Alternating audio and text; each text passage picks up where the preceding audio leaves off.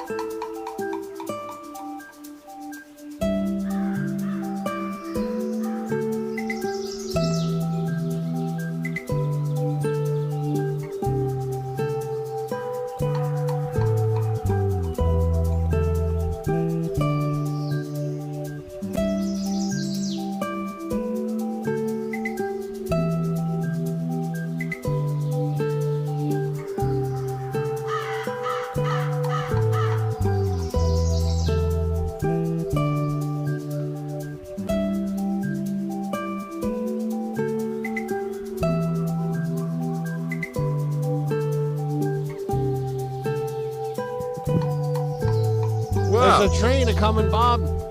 Wow. You just missed the engine blow through. Did I? Yeah. Oh, my God. You know, our TV is saying, oops, something went wrong. And I'm thinking, God, they're telling us about the show already. That means the kids played with it again. Oh, God. Well, you have to lay down the law, as my parents would say. I told them, I said they can do whatever they want with it as long as before they leave for the day they put it back the way they found it. Oh, well. I don't think it's that complicated. Well, no, except the question would be, for me, I would say, as a non-parent observer, you can do whatever you want. An NPO? Gives them total license. No, I said Yeah. you can use the equipment in whatever fashion you'd like. Uh-huh. Put it back the way you found it when you came into the studio. Oh, okay. All righty. There we go. I have no limitations on what they can do while they're here. Can they watch? Could they watch Kelly and Ryan while they were here? No. There's a couple of free apps on there to watch programming. Right. They shouldn't be doing that, period. Mm-hmm. But they do because they're kids. Well, yeah, because you've told them they can do whatever they want. They're kids. Doesn't matter what I tell them, they will do what they want. All right, okay. Would be? But They're kids. don't cause a problem when I come in the morning. Yes. Because then I will be upset. Yeah, yeah. Well, will you tell them that I'm coming in and I'm one of these, I'm this big burly guy that runs the show on Tuesday morning. He's angry and he's fit to be tied. Do you want me to come out there and fix it, Bob? I think we fixed it on one big one, and my trusty assistant is over there. It's one of the HDMI inputs, Rick. Oh, one of my personal assistants. Now, I know that Kelly seems to be having trouble with Gelman on Ryan. Kelly and Ryan. He threw a microphone at her last week. Seriously? Well, no, not it. It was it just legit? Yeah. He just threw the microphone so that she could have a microphone to interview some guest. I can't remember who it was, and it was sort of like It looked like he was throwing it at her. She got so. It was. You could obviously see that she was very upset. I'm Scott Manley. Because Fly C. Oh yeah. So she threw it back at him later in the show, and it looked like she was aiming or whatever. Now, how does that have anything to do with what I was just saying? I have no idea, Bob. Oh, that's right. Oh, okay. So that would be me mad with the kids. Yes. Yes. I get it. We'll run with that. Mm-hmm. Well, Rick's figured it out. Awesome. Let's start the program. Wow. Great job, Rick. Yeah. Wow. It's Tuesday morning, February 7th, 2023, and counting.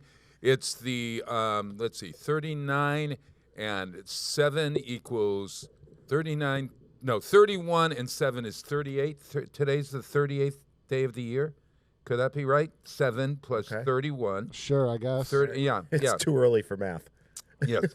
And it's 23, 25 or something like that. More to go. How many? You do the math. We've got over 300 more, thank God. And for the yet another week that I didn't have to get up and do the frost on the car. And I thought to myself, my God, this is really a winter to remember because we've had winters like this. Have we? Yes. I had frost on Everybody- my windshield this morning. Did you? Yes. Well, maybe I parked the car in a certain way. Could be. If you park the car, face north or west or southwest, does that make a difference? I don't know. Depends on how much humidity's in the air in your area, Bob. Oh, okay. Well, downtown apparently Remember, no humidity. Rick lives close to a body of water, meaning the river. Oh. So therefore, the humidity is likely to be higher near Rick's house than it is near yours. Oh, I see. Okay, alrighty. But then, so when I woke up this morning, I was looking at the forecast, and on Thursday of this week, I think, or Friday. We're supposed to winter weather watch tonight. Well, a little winter weather watch, but on Friday it's going to be 59. I mean, like, I'll what are freaking they take doing? it. What the heck are they doing to us? I'll take it. Yeah. Oh, okay. All right. They're saving us. I'll give it to you. I'll give it to you. They're saving us so we don't have to spend as much money on our heating. Well, I know. I turned my heat down by 3 degrees back to like I know. 66. Oh my God! You know how much my bill was last 2 weeks ago during the cold? Oh, it was horrible. Oh, it was that cold spell. Yeah, it's been horrible. Oh my God! It was like $700. Can you imagine? Wow. And that's on Whip City, which we're doing better than everybody else. Yeah, I know that. I know. Well, you know, I think it included. Now, I'm probably. That bill would have included the Christmas holidays when we have 7 people in the apartment. And remember, we went away and left them there. So we had there was probably a lot of heat and a lot of hot water being used during that time. You know. So how are you, Ricardo? I'm doing all right. Yeah. Yes. I had a very good, very wonderful weekend. What did you do this week? Well, we had first on Friday night. I did this. I was the MC for the Western Mass Dance-a-thon, charity dance-a-thon. Did you get your groove on, Bob? Well, you know, I thought about it. And then I think I did at the opening ceremony, I did do a little twist or something, but it was only a movement, you know. And I don't know, I won't tell you what kind of movement it was, but it was a movement. Boy, So, yeah.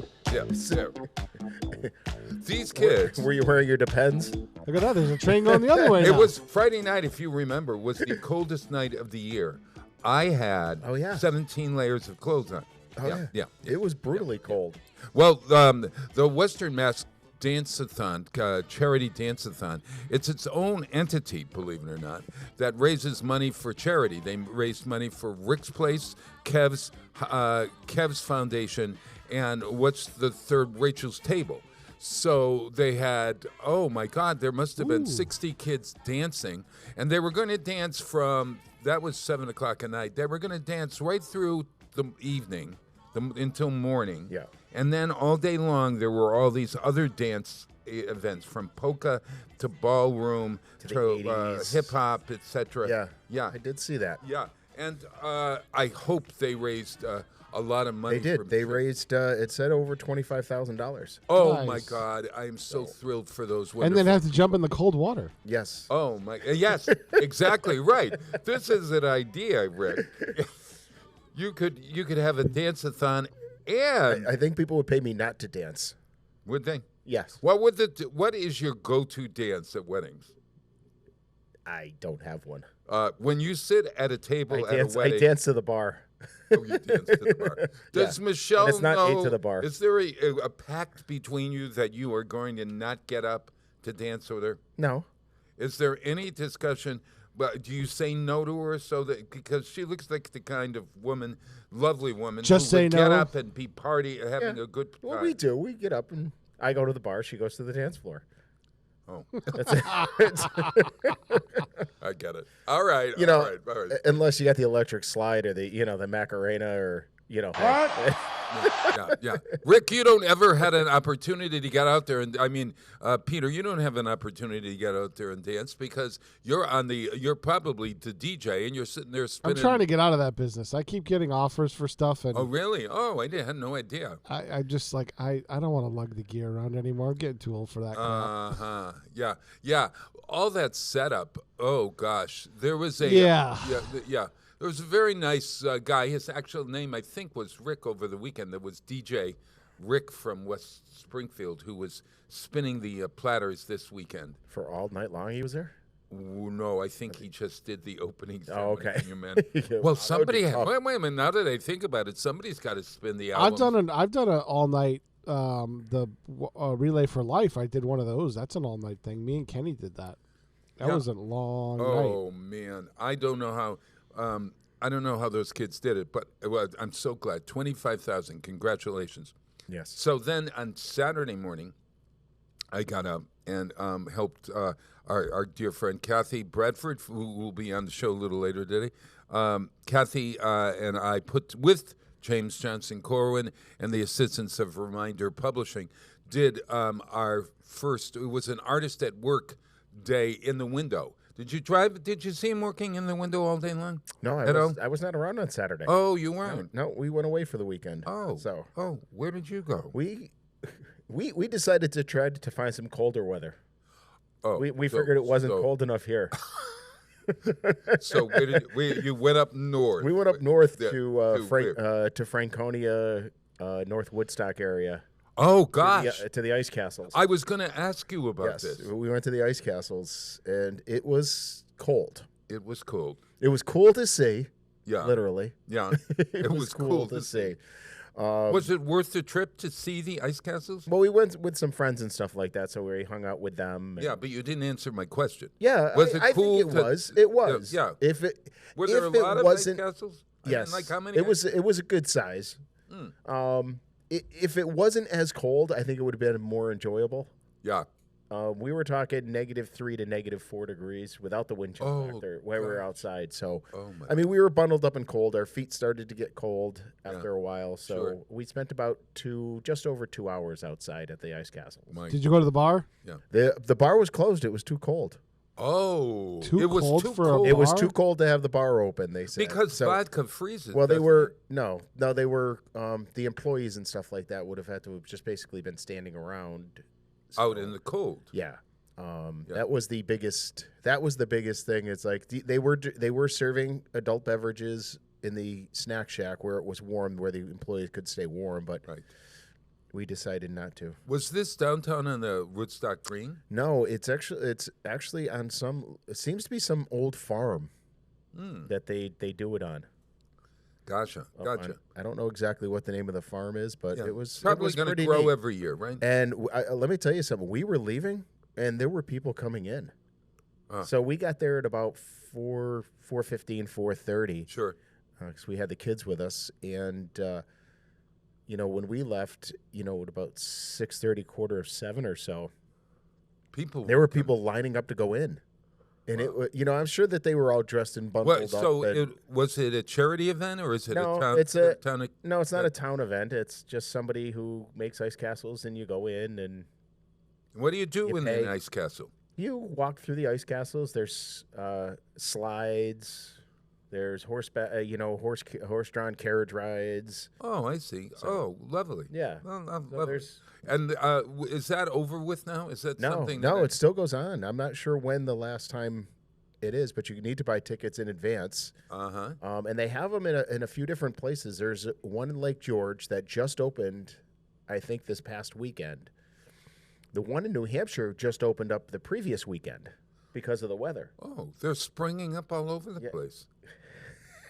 I see what you did there. I see what So- you're springing up. Springing it up. They're wintering it up all over the place, folks. I'm looking at my Facebook feed. In Minnesota, they have an ice maze. That was pretty cool. I saw that last night. In fact, me and Michelle and John on the way home were talking about that. It would be cool to have an ice maze. Well, because you could see where you were going and couldn't get to. You can make ice cloudy. Yeah. Oh, can you? Oh, of course. yeah. Oh, wow. There's a lot you can do with ice. Do you eat ice? Are you guys one of those people that at the end of your drink you'll take the ice in your That mouth? means you have an iron deficiency. If you eat ice? Yes. Really? That's it. Yep. Really? You mean that the urge to eat ice is a symptom Yes. for an iron deficiency anemia or something? Wow. Had no idea. Well, I must I'll have to ask my doctor because I always like to have a little chip of ice at the end of my meal. Or Craving and chewing ice, papophagia, is often associated with iron deficiency or with or without anemia, although the reason is unclear. At least one study indicates that the ice chewing might increase alertness in people with iron deficiency anemia. Huh. Wow. I retain useless knowledge, Bob. I can. So you are craving ice. Well, I'm not craving. I mean, I'm not craving it. It's not like, give me the ice. You do it all the time, though. Huh? You do it all the time, you said. Well, no. When I have a drink at the end of a drink while I'm sitting there, rather than order another drink, I suck my ice. You need to have your iron tested. It's not very good for your teeth, incidentally, because you get chipped teeth and stuff, don't you? With that. Well, it depends on how much you're chewing and where you chew your. Yeah. We'll have that's a question we'll have to save for the good doctor. I'm not a dentist. Oh, all right. You should ask your doctor about iron deficiency. Yeah. Bob, I don't even a play. There we go. A supplement could cure that. For you. My gosh, yes. Yeah. I don't even play one on TV, so. Yeah. Hey, so do you have how long it's going to be? I can see you pulling up ice castles there. Yeah, it says Till it melts. this weekend pricing. No, it just says it doesn't really. It doesn't say. Doesn't really say. I guess until weather permits. I guess. Oh, interesting, huh? Yeah, it doesn't. Well, until it melts. Right. It'll be up there until it melts, everyone. Yeah, until they can't, until the weather permits you not to be able to hold ice anymore, and they're constantly replenishing because it melts during the day, and then at night it. They shore it back up like. Oh, they have to. Oh, of course, they got to water the ice. Yeah, of course. Hey, so Bob, what did you do last week? Okay, no. So on Saturday, James Johnson Corwin's fantastic exhibit. Favorite things, my favorite things, the art of James Johnson Corwin, which is we may extend it. It looks like it's been kind of popular. It's down at 105 Elm Street at the WOW's Creative Arts Center. And are you stealing Kathy Bradford's thunder? No.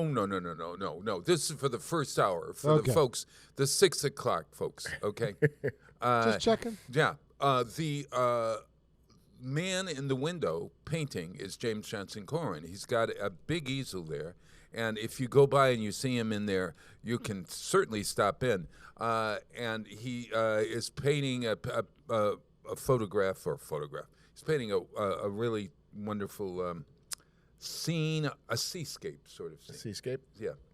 And train going through. So wow. we went there. Busy this morning. Yeah. Yeah. And then afterward, we went and had fried potato chips. Where do you get your homemade potato chips? Where would we have gone for that? I know where Maple you went. Leaf? The Maple Leaf. I went to the Maple Leaf. We had their delicious potato chips, followed by a delicious bean burger and another a Guinness Stout or whatever. And then we went to Up Close and Musicals jazz jam that we do with Westfield State. WOW and Westfield State are combined, and it was at Hootke's at the Nook. How was that? Oh gosh, it was like being in some kind of I felt like I should snap my fingers. That's how good it was. You know how the Beatniks they would have these jazz sessions and whatever. It'd be down in the back of Hootke's. You got to go in there. It's it's like you step back in time. You know, it's got a real feel of what we might call a dive at one point, or a 1930s or 1940s restaurant. And so to have jazz in the back and these great students and professors playing jazz all night long, and there was a great crowd. So we stayed there, had another drink, and then went home and slept it off, as we might say. I had a good night. I went home night, and actually. I slept it off. This is my anniversary weekend. Oh, wait a minute. Coming up? No, last weekend. Last weekend was your anniversary. Now, wait a 3 minute. years with Christy. 3 years with Christy. Yep. God, it sounds like a novel. No, it sounds 3 like a years Hallmark movie. Hallmark movie, yes, yeah. What was the highlight of those 3 Well, years? my uncle had passed away, so originally we had talked about going to Maine, but we found out it was just they were just gonna have the wake this weekend. Oh, And my cousin goes, "We're not taking attendance, and it's going to be 20 below zero." So he says, "We're gonna bury Dad in May, late May. So Sure. you might be better off coming up for that."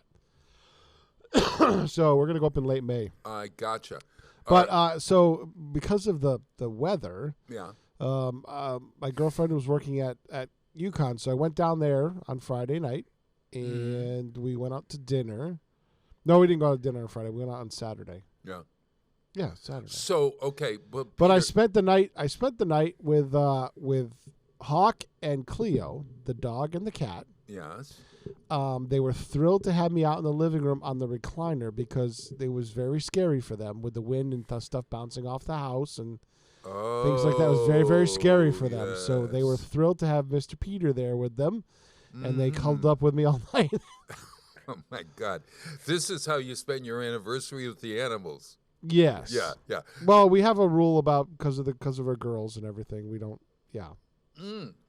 We try to keep it cool over there. Oh, I see. Because of that Christy Her has girls children. her girls still live at home, so we tone that down when we're at her house. So the animals are the benefit of my affection while we're down there. I love it. I love it. It's a nice thing that you're doing. You're sacrificing. Hockey this- was scared. sa- He was scared. What was it? Were there? Wait a minute. What there was was he stuff afraid of? bouncing off the house Oh, with the wind, with the heavy. Oh, she had I- high winds, Oh, really I bad gotcha. high winds Yeah. down there. Yeah. Yeah. And the cat would wake up. You could feel the cat wake up in the middle of the night. Yeah. The head bouncing around, looking around, going, "What the hell was that?" Yeah. Peter, what was the highlight of your? If you look back over those 3 years, is there one particular moment or event that is the one that you remember most? Is it when you first met her, or is it? Well, the funny thing was we went back to the scene of the crime. Ooh. No, So that Saturday- motel on Route 6. No. Saturday night on our anniversary, we went back to Little Red Barn Brewers, which is where I met her for the first time in person. And we made the owner's day. Oh, We told him the sweet. story, and he thought that was the coolest thing ever. And I was talking to him about the Brew Fest, so we might have another brewer involved in the Brew Fest because of that. Great. And great. yeah, we went out to a great dinner. They have a great little Italian joint called Mario's down there in Winstead, and the food was excellent. I mean, you pay for it, but it was excellent. Yeah. Oh, You gosh. may have to try that with James sometime. Someday, Peter, you've got to put together a little pamphlet. Maybe it's called a zine. Did you know that there are these things called zines? That I think the Athenaeum is going to be What are you doing talking about? there's something called a ZINE. It's a pamphlet basically that you produce yourself, and it So could that's be, probably short for magazine. oh maybe there it is. No wonder ZINE. And there's a zine making workshop I think coming up at the Athenaeum. But you are able to make your own zine, and I'd suggest that you make a zine about your recommendations for in the tri-state area, and meaning tri-state. You always seem to talk about Massachusetts, Connecticut, and is New it York. New York? Yeah. But well, do you ever go up to? Yeah, you go up to New Hampshire. So, all right, a New England Guide to Great Eating by Okay. Peter Coles. I want to do a New England Guide to Brewing with Rick Barry. This sounds even better. This sounds even We've better. been trying to launch that show for as long as I've known Christy. So Yes. Oh, okay. So, Rick, did you pull up zine for us? Yes. What is it? Well, zine is usually a noun. It's a magazine, especially a fanzine or a webzine. Yeah, we're talking about web zine. Well, it could be a printed one. Yeah, and what do they do? kind of like a blog almost. It's usually a non-commercial, non-professional publication. Right. Kind of like a magazine, but with a twist. The main difference between a magazine and a zine is that the zines are not out there to make a profit, but rather to add other often unheard voices into the mix. I got it. So it could be anything. Yes, yeah. This sounds sort of like they're now, you self-publish a book. Now you're even making the book for yourself. Yeah. Really. Look at where we've come. Look at where we've come. There's pages count vary as few as 8 pages and up. Yes. Yeah. So everybody, check out the zine making workshop at the Athenaeum.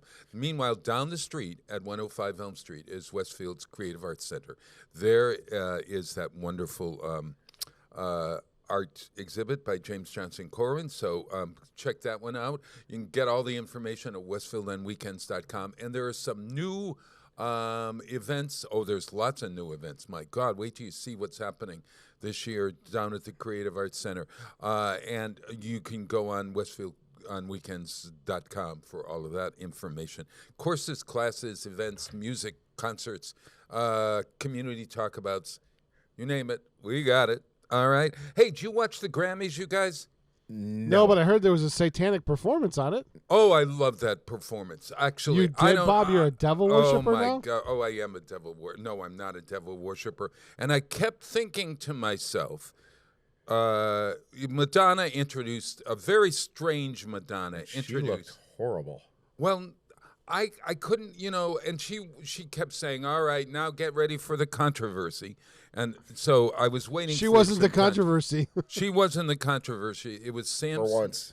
It was Sam Smith, and who's that wonderful woman? She's the first trans woman to win an award. Oh God, I don't. The name of the song is "Unholy," and it's Sam Smith, and she's I guess a hit in Germany, and she's now making it all over the world. But so they were dressed as devils. And song the promotes woman was in a cage. devil worship, as I recall. Even the lyrics are like, Yeah, it's really, if you really read the, or if you know the context of it, it's about, there's this refrain that sort of says something about my father was away making it in a car or something. There is a strange kind of hook to it, but it's good music. Let's face that. It's great. It's a modern good song, except the lyrics are a little wild. But then you think about the lyrics to songs today. They're all over the place. But I don't necessarily. yeah, that's a problem but I don't think this was about Satanism so much. And is it a song going to lead to Satanism? No. When we look at dances, what I'd say, Pete, on television, when we see the dance moves of folks on television and this sexual kind of innuendo that often happens, this was a little bit more overt than that. And because they were wearing red, Sam Smith had horns on and everything. And did he mean to be Satan in it? Of course, I think he did. Did Satan? the refrain talks about Daddy getting some on the side. Yes, exactly. And I think there is. I don't get how that fits into religion. I was very confused But I was Because also it I was promotes- also confused It by promotes the further breakdown of the family, which is already. I suffering don't think great. that. No, I don't. It doesn't promote. Mommy the breakdown. don't know daddy's getting hot at the body shop doing something unholy. Means he's at the strip club. He sat back while she's dropping it. She be popping it. Yeah, she put it down slowly. Oh, yo, he left his kids at Hoyo so she can get at that. Mommy don't know daddy's getting hot. He's talking about him going to the strip club and getting some on the side. Yes. Now that doesn't mean to be saying go to a Satanistic church and worship Satan. That has nothing. No, but it talks about the complete breakdown of the family. It Bob. doesn't. The complete breakdown of the family. That it's going on throughout the world. People are So out that there. shouldn't you shouldn't accept that. No, but it's not a sin, and It's not a sin to cheat on your wife. It definitely is a sin to cheat on your wife. All right. Yeah. It may be acceptable to some people, but Well, it's definitely a sin. Well, if it's an open marriage, Again, that's still a sin. no, it's not a sin. In context of our Catholic religion, Oh, yeah, wait a absolutely minute. it Oh, is. wait. Okay. So yeah, you're right, Peter. Bob, if you Except in describe- if you but des- wait a minute, you just said in a context of your Catholic religion. Bob, it's a sin in any Christian religion. Period. Well, Full this stop. is not a Christian. Is it Christian country? Country? Yes, actually, It is. America was founded on religion. Of course it People was. forget that. Oh no, it's true. it was- But we're not a white Christian nation. I hope we're not a white. We're a Christian nation, and there's We're a more Christian black nation, Christians yeah. in this nation than there are white Christians. I think Bob. I would hope that we would also be a Jewish nation and a Muslim nation and a Okay, Bob, it's Seventh-day Adventist. cheating on your wife is more of a sin in the Jewish religion or the Muslim religion than it is in the Christian religion. Have you ever Yeah, heard they of? kill. Yeah, in the Muslim religion, you get stoned to death. Yeah. They still happen. Well, no, I did. Well, in some sects of No, of all the of them, Muslim- Bob. No, you don't get stoned.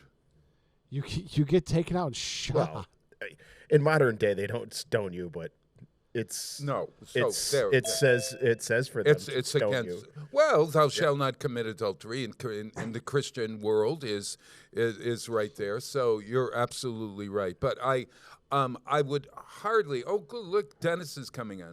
He might want to. Bob needs some rescue. Help! What I would say is that the song. I was going to play the song today, and then I thought it was too controversial, and so I don't have a problem playing the song, Bob. I'm just saying that there are discussions that should be had around that song and the promotion of that song. That's all. No, I don't think so. Denny You don't Aikens, think so? No, I'm not. Dennis, help me here. We're talking Dennis about Aiken, Unholy Masters and- of the Universe. We're talking about Unholy and that little ditty at the Grammys. Yeah, and that. Oh, Yeah, a little goodness. cringy. And then so we have DeSantis and politicians saying that it is the end of civilization. Yeah. Well, I saw it, and sadly, I agree with both of you. I do think that It pushed I the do- envelope, didn't I it? do. Yeah, I'm not. There was a political discussion I saw afterwards, and this could be a lesson. I'm going to very rarely talk negative about the Democrats, but this what I'm about to say applies to both the Democrats and Republicans. Yeah. Okay. When such issues come up, in trying so hard to be so earnest to their constituents and earnest to what their party core beliefs are, they sometimes go too far. Okay. Gotcha. And it goes along. I know I'm being a little confusing. I'll straighten it out in a minute. But it goes along with my same theory that I wholeheartedly believe that blue states should be governed by red governors, and red states should be governed by blue governors. This is a great idea. Go ahead. Well, it's happened. I know. So one of my favorite governors in all the world was our Republican governor. We've had two or three Republican governors I loved. Yeah, go ahead. That's Danny. right. I'm That's so right. sorry. And that's okay. And vice versa. There are Democratic governors like Bishaw in Kentucky, who was very, very admired and very well done. Right. And what it does is it forces those people to kind of govern toward the center. Yeah. And the same thing can be brought to light in this argument about unholy. You know, there's an age at which discussions about things like that when children are watching and children are listening, I think is more appropriate than not. So it's not about censorship. It's about who their audience is. And in the sincere effort to protect the sincerity of artists and non-censorship, I think the Democrats go a little too far over to the left, and the Republicans go a little too far over to the right. Denny, the other thing is it's almost like, well, the whole thing was about, hey, look at me, and then when you notice and you start critiquing it, well, why are you critiquing me? Why are you noticing me? Because you wanted to be noticed, and because you poked the bear and wanted to be noticed, now you're going to hear the critique whether you like it or not. Well, I have no problem with critique. No, I have problem when they talk about this should not be allowed. I got no problem with it being allowed. I don't think it should be accepted as normal practice. I think it should be, you push the envelope and here's the pushback for it. Right. Yeah, I suppose. And did they accomplish what they wanted to, perhaps, by leading to people to discuss this, to sort of say, where are the bounds of decency? I don't think it's the bounds of decency. I think it's the fact that. Well, you said it was leading people to Satan. It's another attack. I think it's another attack on people's values. Well, did you see it, Peter? Did you see it first? I saw most of it. Yeah. You saw most of it? Yeah. I mean, I think in order to have that type of interpretation, you really need to listen to the artist and see what they had in mind, because sometimes, and I'm not sure everything comes across. I mean, who were they playing to? Because sometimes the most critical and opposite thinking happens by directly approaching something. So, if the artist intended this to be, look how dangerous this can be, But Bob, here's the thing, Denny. I look at it in the sense that most people don't take the time to look into what the artist was thinking. They look at what's Peter, presented. They're probably not looking into what the exact words are, and just the visual alone. Having somebody portray a devil, come on, we have Halloween in this country, and there's devils running all over the place. Oh, for God's sakes, yes. That's not an anti-religion thing. That's just a fun thing. But we looked at. I read the refrain of the lyrics, and it's literally talking about. It's talking about the father going out to the strip club and basically cheating on his wife. But isn't that what happens in this world? But should that be acceptable? Why? I'm not saying it doesn't happen. I'm just saying. But maybe that's a commentary about how, let's not pretend that these things don't go on, and then these families, they go and present themselves as the perfect families, even though the father is immoral. And yet that's who we're letting sometimes make our standards for what a family is. So I'm not so certain that this is not a good depiction, not a bad depiction. That's all I'm saying. Yeah, no, I agree. There's room for interpretation in both, and both. Yeah. Believe it or not, like you said in the beginning, both arguments are valid. Well, yes, and I think you need to talk to the artists. Yeah. I mean, not you personally, but I think the artist should. If you're going to do something controversial, whether it's a painting or a book, and people are criticizing it, which they have every right to do, I think the artist needs to stand up and say, well, wait a minute here. Right. And the name of the song, Can you not see this intention? Yeah. The name of the song is Unholy, so they're already making a comment that this is unholy behavior. That's right. This is the opposite of holy. Yeah. My problem is that a stinking song is getting way more attention in the national media than a major natural disaster in Turkey. Oh, you're absolutely. I don't agree that it's getting more attention. No, I think it's at the end of it. That's a ludicrous thing to say. Is it? Yeah. I don't know. I think it's. I've seen more stuff in my news feeds because I get news feeds on both sides of the aisle. Yeah, I haven't. It's higher up in the news feed that about this song and the Chinese balloon than the disaster in Turkey. Well, if that's the case, you're looking at too many right-wing news feeds because they're the ones going crazy about this stuff. Actually, I'm looking on both sides. Well, I'm just looking at the ranking of the articles. But I'm telling you, I look at those things too, and it's really the conservatives who are publicizing most of their criticism of that and not paying as much attention to the disastrous effects of the earthquake. Well, watching some mainstream media yesterday morning, and I have to say that Peter is right with that. They spent more time on the Grammys, more time itself allotted to that than they did to the disaster. We're not talking about. So we're not talking about more time to the Grammys. We're talking about more time to this particular song. Well, it was that was what they were talking about. Well, that's what they were talking about. I watched all that. Yeah, that's what they were talking about yesterday morning. No, I'm not going to have this argument. That's just not true. All right. Well, the station I was listening to, they were. That's all that they were talking about when they talked about the Grammys. The Emmys. There's, of course. But Dennis, let me finish, please. The Grammys. The Grammys or whatever they were. The Grammys. That's the only thing that they mentioned about the Grammys. They didn't mention anything about the winners. They didn't mention anything about them. They spent more time on that particular story. What were you watching? What's that? I was watching ABC News yesterday morning. I watched all those news channels yesterday. I was watching ABC News. I think they talked about the fashions and the fact that Beyonce won more Grammys than any person in history. I mean, come on, Rick.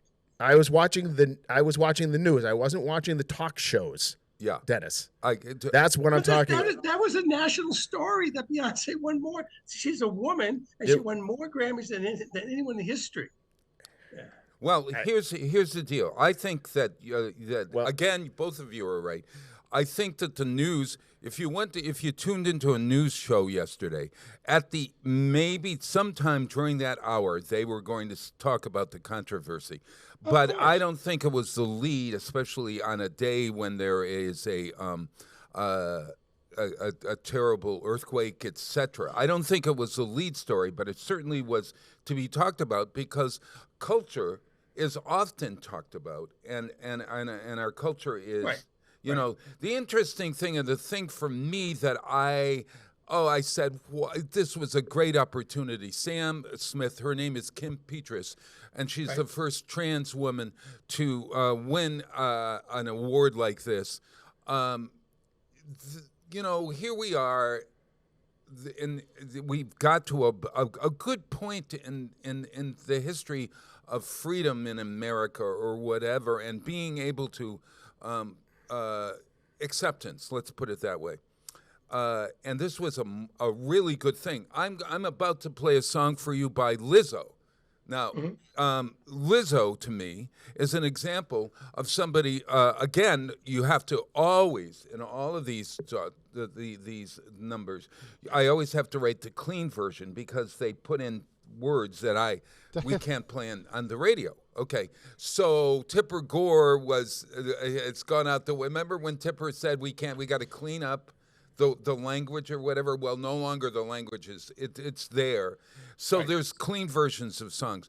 But the Lizzo, a very large woman, a black woman, singing about how special she is, and is a really wonderful thing. And let's play Lizzo. Let's listen to Lizzo and then come back and talk about, because again, this is an example of how culture is saying it's okay to be whoever you are in America or in the world. I mean, and the idea of that. Okay, so Peter, play the 7 o'clock song, Lizzo.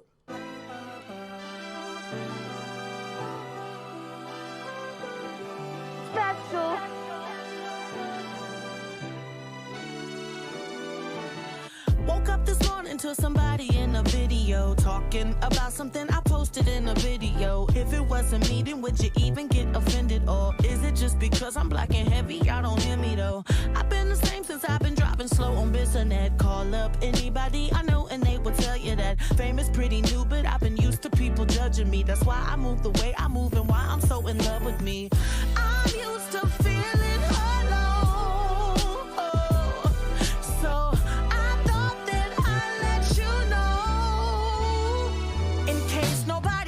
you today, you're special.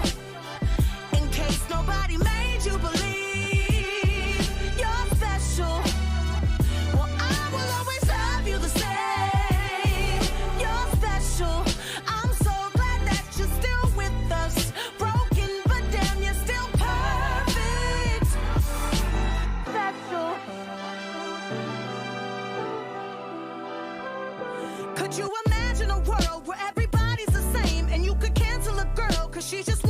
change. How could you throw stones if you ain't been through a pain? That's why we feel so alone. That's why we feel so ashamed.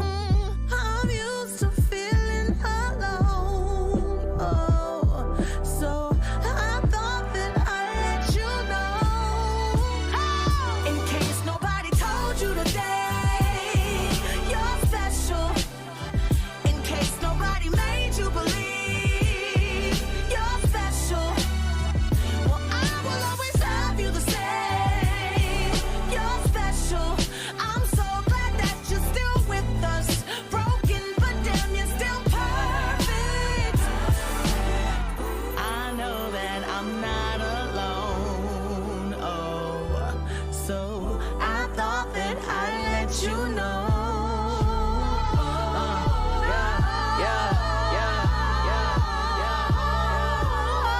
In case nobody told you today, you're special. In case nobody made you believe you're special. Well, I will always love you the same. You're special. I'm so glad that you're still with us. Broken, but damn, you're still special. You are so special. Hey. Support for community radio on WSKB is provided by Betts Plumbing and Heating Supply Company, an independent, family-owned wholesaler serving Westfield for over 50 years, specializing in plumbing, heating, and industrial piping supplies. On the web at bettsplumbing.com or at 14 Coleman Avenue in Westfield. I'm Mark Auerbach. Join me every Friday at 8 a.m. for ArtsBeat, where you'll meet interesting actors, directors, designers, and musicians here in Western New England. Community Radio. 89.5 WSKB. Live from Studio 120 at Westfield Technical Academy, this is WCPC Channel 15 and 89.5 FM WSKB Westfield. Wow, it's Tuesday. That was Lizzo and speaking special about waking up in the morning. And it's interesting to me that I was going to play earlier, and maybe we'll get a chance to, or next week, Good Morning Gorgeous by Mary J. Blige. The idea of waking up every morning and looking in the mirror and say, "Good morning, gorgeous." Do you do that? Hey Bob, I know I'm Who you asking for? I'm a homely man. So Oh, stop it. what I When you am. look in the mirror in the morning, what do you say as you getting up in the morning to yourself? What's the first thought that comes to mind? Oh God! I what the woke hell up is for that? another day. God, what the hell is What that? the hell is that? I woke up I another woke up day is another my day. answer, That's Bob. a wonderful answer, Peter. I don't know how to They haven't gotten me yet. No. Oh, that's true. That's true. But the idea you're supposed to wake up every morning and go, "Good morning, gorgeous. I am good. What was that? Remember that I am bad and damn I am worth it or whatever." I'm That's good. Stuart Smalley, Bob. Stuart Smalley. What was that? What was that thing? Saturday Night Live. Night Live. Yeah. I'm worth it, something like that. Let me go find it. Hold on. Okay, yeah.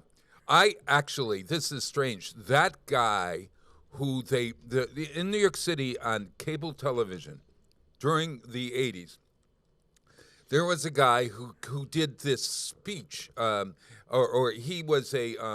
Oh, here it is, Bob. Oh, I'm okay, good that's enough. I'm smart enough, and doggone it, people like I'm me. worth it. People like me. Okay, so the Played guy by Al Franken. There was this guy on cable that had this beautiful hair, and every week he would come on and he would do this pep talk or whatever. And he happened to be, he said, a therapist or something. And at the end of the program, it would say, "Call me if you'd like to participate," or whatever it was.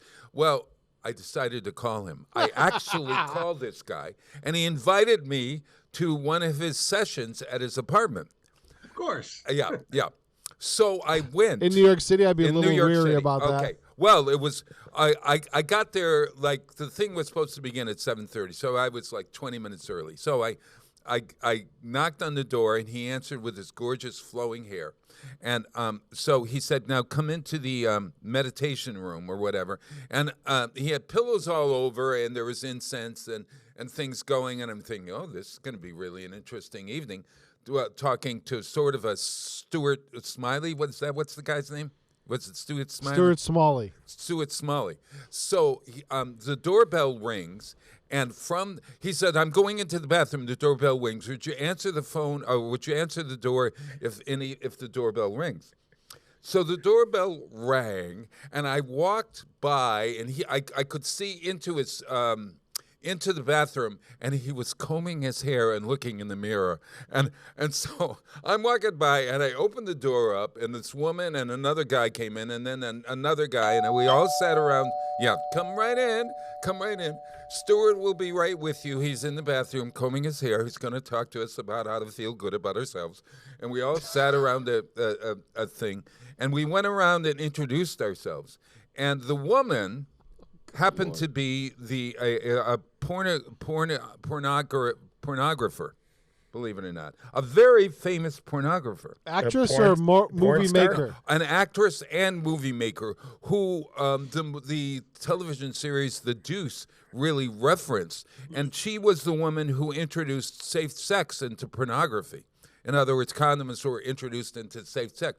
And there she is. She's sitting. We're all sitting. Was it Jenna Jameson? Huh?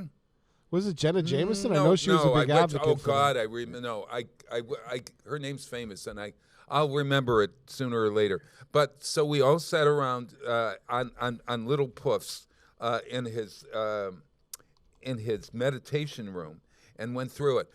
And it was, tell us something that's bothering you, and then now say the words, I'm good, I'm whatever. And I kind of left there with a sort of a bad taste in my mouth. Because I thought I now would have to pay him money. This was an introductory session, and I would pay him. What did you think it was going to be? I don't know, but I wanted to see his hair in action, and boy, I did. I have no idea, but it was actually based on a real character, that Stuart Smalley. And I got to meet him, and I got to meet that pornographer. Was her name Eliza Flores? Nope, no. Eleanor? No, Eleanor is not the name of a pornographer. No. Oh, she played. It began with. Sounds unholy to me. Yeah. Oh, yeah. Good one. Ooh, okay. All right. Then he gets points. Hey, Bob, I want to congratulate Rick on his plunge. I didn't get to talk to him since he's done his polar plunge. Thank you. And I wanted to tell you that I did. My contribution went in yesterday. I apologize. No worries. I haven't been on Facebook. I take a break from Facebook now and then. Yeah. It dawned on me. I remember you said you were going to put the information on there, so I did get it out to you. I apologize. No worries. No worries at all. No. It all goes to the same place and all counts the same. I got mine in the day of. I was getting ready to board my train out in Utica. I was like, oh crap. Utica? What were you doing in Utica? I spent my birthday on a train doing a cabin fever special on the Adirondack Railroad. Oh my God! Nobody loves trains more than me, Pete. You know that. Oh, you got to go. I've been, of course, I travel cross country on train all the time. This was an excursion. It was like 20 miles. They drive you out. I'm well aware of that. They drive you out to a railroad station. They had s'mores and campfires going out at the station, and wonderful. And then we went to Brewery Omegang for you'll love this brunch bingo. The next morning, and then we came back. We had a blast. Brunch and bingo. That's great. Dennis, and the lady is hilarious. You know, this is very interesting. Dennis went across country in a train. I want to do that. I want to buy the monthly rail pass.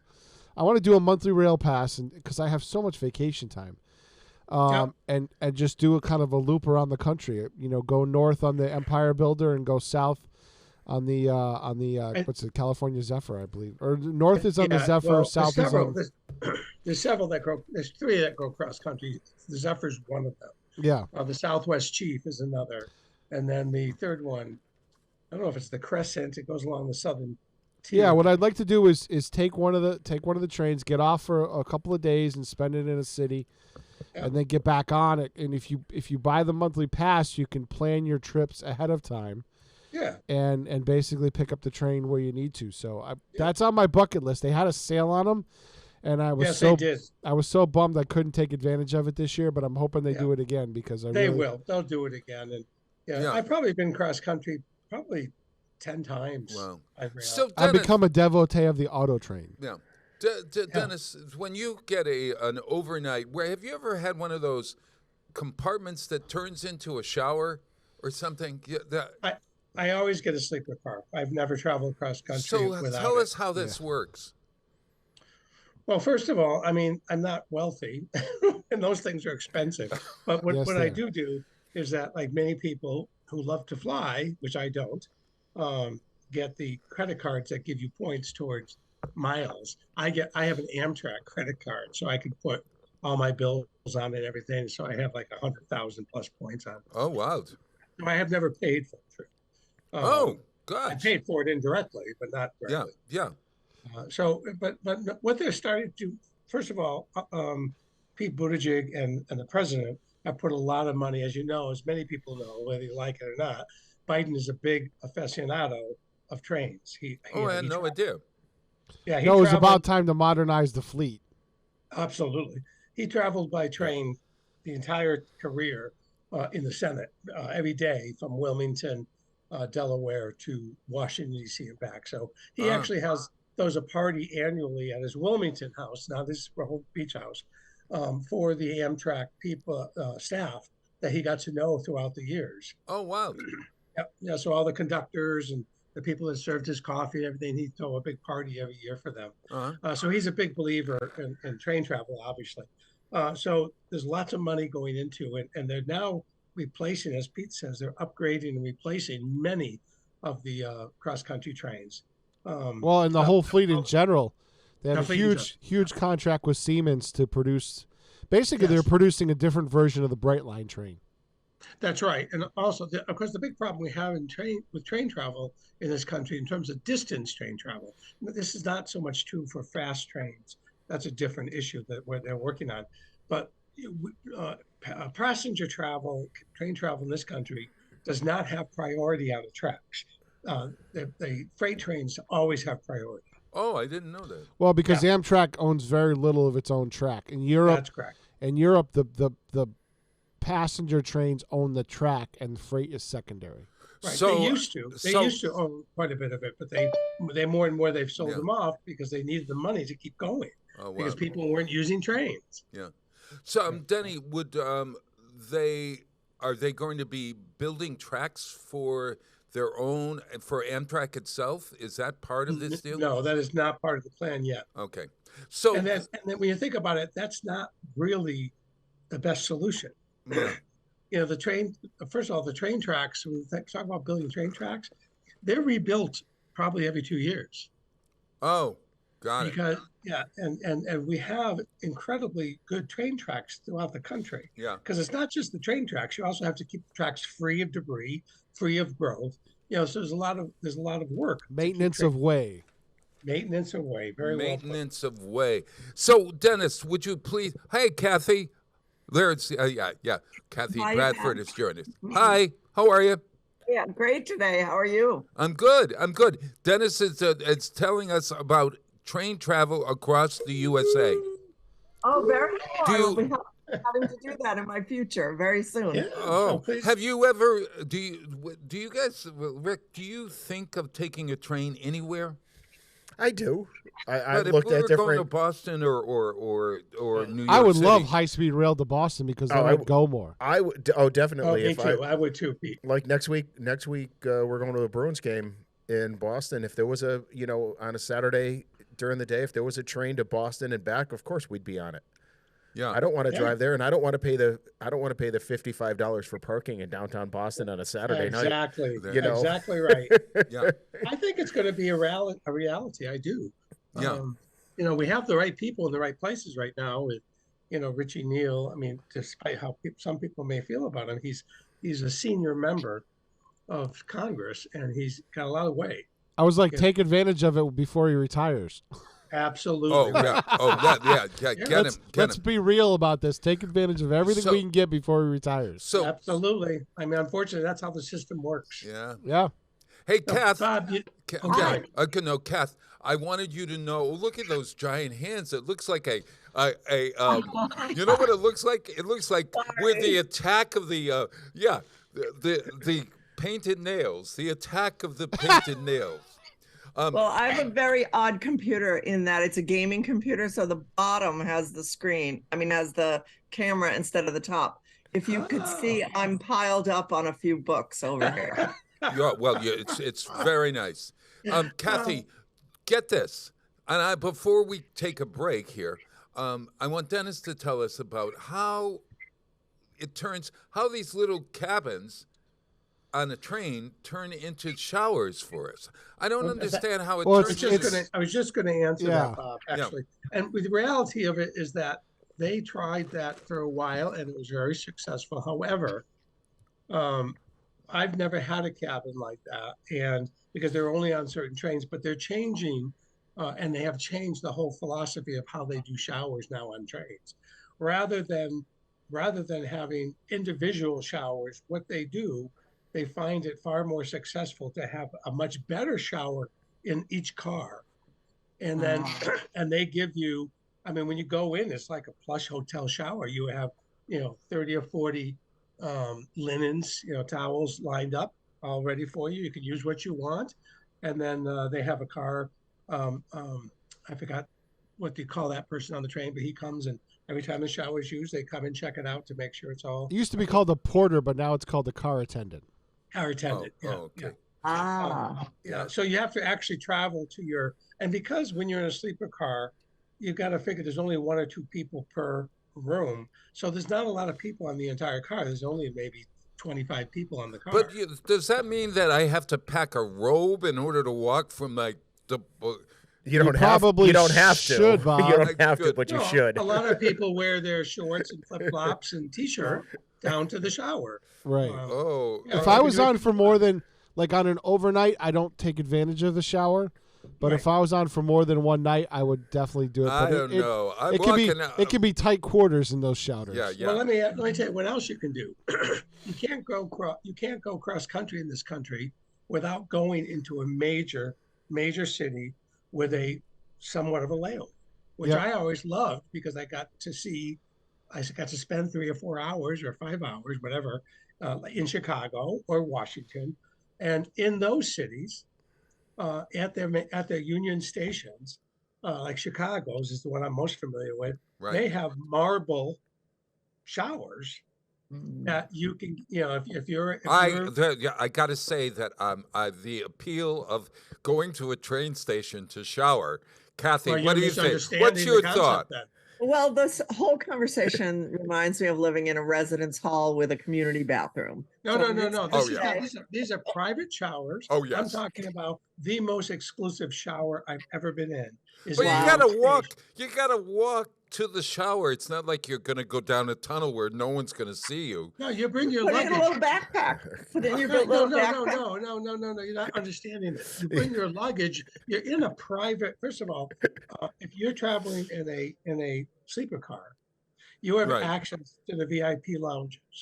Okay, got it. And the VIP lounge in the Chicago train station is 3 stories high, ultra modern, free food, free drink, free coffees, free everything.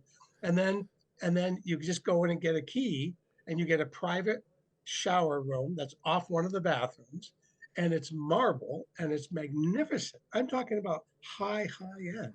And you bring your luggage with you so you can have the clothes you want. Oh, all right. I was picturing myself walking through with my with your robe on and your slippers slippers. I can picture that, Bob. Yes, like you used to do in New York. With your back scrubber and or a residence hall. There was nothing worse for Bob, me. Bob, pack your loofah. Your loofah. Even Penn Station in New York now with the new Monahan addition, everything, they all have ultra modern lounges where if you have a sleeper car ticket, you'll have access. You'll get away from all the craziness of all the other regular train travelers. People just going an hour on the train. I've heard that. The train lounges are really good. Very, very high end. And if you had a long layover, do they have a room where you could go in and take a nap? Nap rooms? Well, first of all, why would you want to nap when you're just traveling to get to these places? Bob, you can nap on the train. Right. Yeah, you're in a sleeper car. Yeah. I take my roomette and you can very efficiently nap in a roomette. Oh, you've got a roomette to nap in. Right. Yeah, but you're at the train terminal. You got an hour, and you got 7 hours. And I've been traveling, and I didn't sleep all night long. I need a nap. I want a nap room. They have chairs, Bob, that come up above your head, and they wrap around you so that you have such total privacy. There is not beds in those locations, nor should there be. But they are really extremely quiet and comfortable and private. A bed that hugs you. Yeah. Well, it wraps around you. It's like a chair that hugs you. Yeah, it doesn't really hug you. It kind of wraps around you. It's different. All right. I'm going to Chicago. In Chicago, they have those. I don't know if they're. Yeah. We got a lot to talk about, as you can see here. So you would recommend, how much does it cost to go? I think Bob, you should book somebody from Amtrak to have them on as a guest, and they can talk about vacationing on Amtrak. And I think we all ought to go cross country and do the radio show from across America. Oh, that would be awesome. On the train? Oh, on a train? The internet's a little tough on the train. I don't know if we could tape a show maybe and get it out, but well, they have Wi-Fi. Yeah, I noticed on the auto train it's not great. Yeah, it's not great. Well, that's what they're working on though. I think they're getting Starlink. That would be great. I have written Amtrak about that, and I know now that they have a moving version, both RV and boat. I'm like, you may want to get that. So, but we could tape a show in the dining car, Bob. Well, I was thinking of taping a show, and in the middle of it, I'll get my robe on and I'll walk to a shower and tell everybody what it's like. Of course. Please, God, no. At any rate, hey, I've been playing today's Rose Day. I don't know what the heck that means, but it's Rose Day. Are we supposed to give roses today or something? I don't know. But so I'm going to play the White Rose. This is our march for the day. Kathy, this is the idea. You and Kelly and Michael and Dennis are all going to march around the Christmas table, your kitchen table. All right. This will get your blood rolling. This is John Philip Sousa's The White Rose, one of his favorite marches. Oh, cool. Okay, and we'll come back and we'll talk.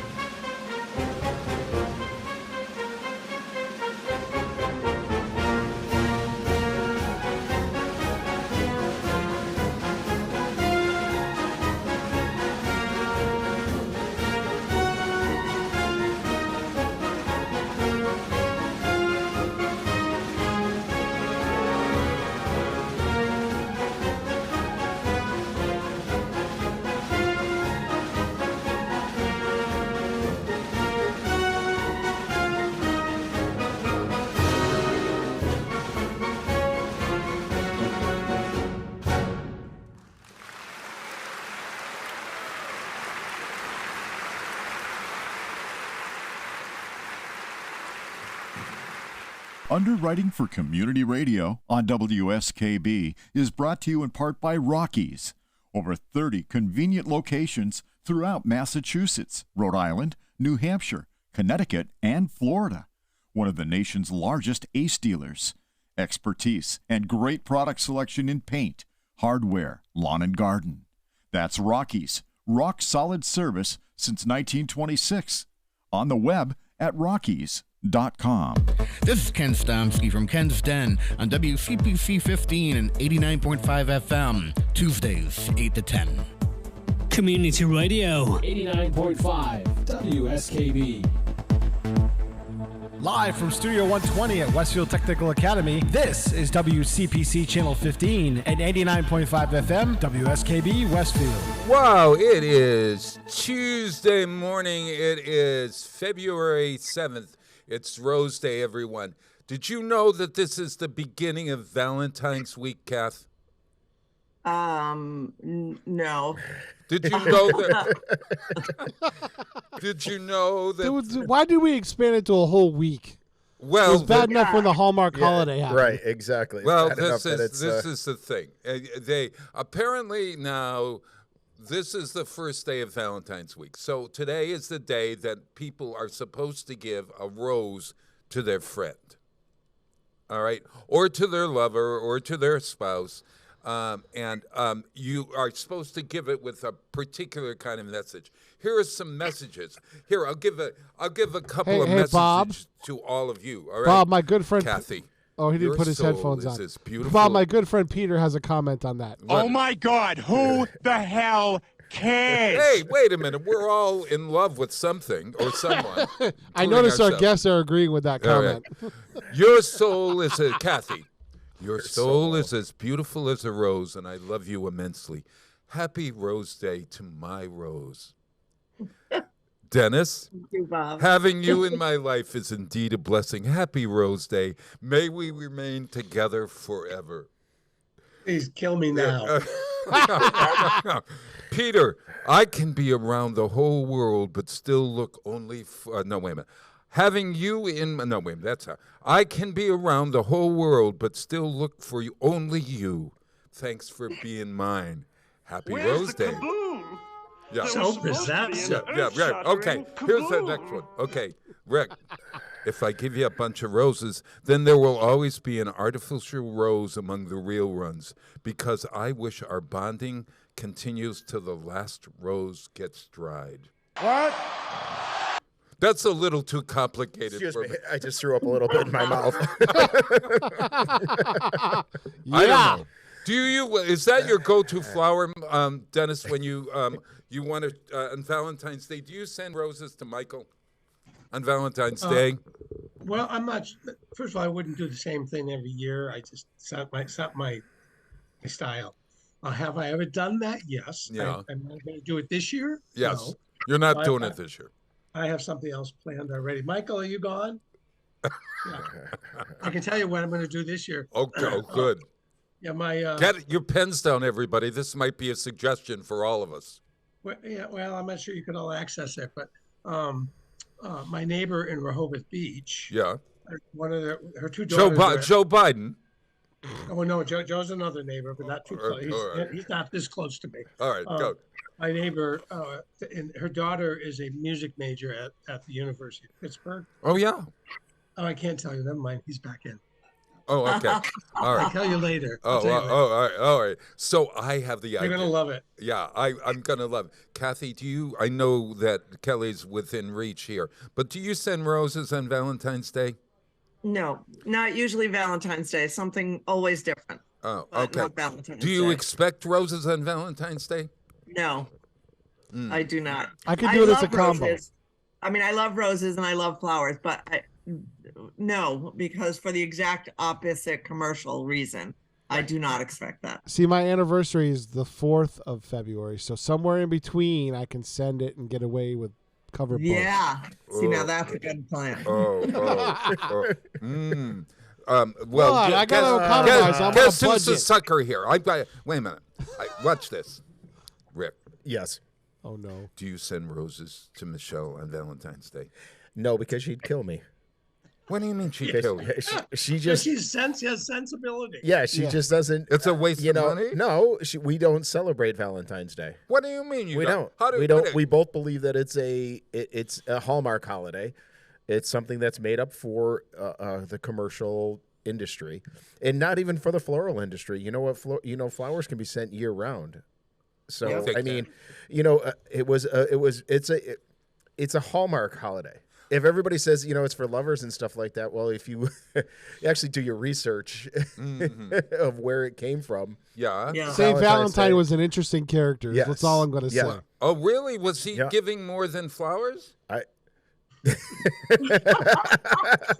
My opinion is I think St. Patrick's Day should be a bigger holiday than. Oh, I hear you. The irony about this, folks, is where do you work sometimes? I work at the local flower shop at Flowers by Webster. Flowers by Our Webster. friends over at Flower. That's why I say flowers are available all year round.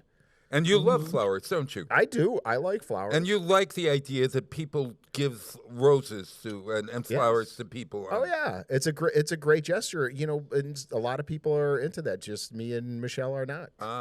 Okay. So if we covered, I usually Bob, St. Valentine was beheaded, right? Oh, was he? Yes. No, I had no idea. I actually. The roses, the people we should be sending roses to are the bees, because he was the patron saint of bees. Who's Yeah, Beatrice right. is the patron. Oh, St. Valentine. Yeah. Oh, I did not know that. Kathy. I just heard that. How interesting that we are talking about our next display at the at WOW. Yeah. Is it all about bees? So thanks for that. Yeah, it's Pollination Nation, it's called, and it opens in March, I think. Is it March? Yeah. Right. March 4th and 5th, it's going to be put up, and it'll be there for about a month. And it's all about saving the bees and why it's important. It's from the Smithsonian. And so isn't that wonderful? Hey, I got a trivia question, a bee trivia question for you. What should we be telling people to plant? What's the favorite color of bees? Oh, the favorite color of bees. Now, if you plant this color, they will come. All right. Okay. I think it's like yellow marigold. So what? Just pick yellow marigolds. The four of you. Just picture us. No? We're buzzing around the place. Okay, we're buzzing. We're buzzing. You could look out at the field. What color are you going to, Rick? What color are you going to? You see it out there in the field. Me, personally. Yeah, it can't. I'd say yellow. Yellow. Yeah. Because yellow reminds you of the sun. Kathy, do you want to weigh in here? Where are you buzzing? Well, I would pick yellow because remember when you were little and you put the little buttercup under your chin and it showed shiny yellow? Like I think. Oh yeah. Guys, I think he is analyzing us. I think he is. This is a. Peter, this you is want to take a guess on this? Yes, he is. I think is this a therapy session?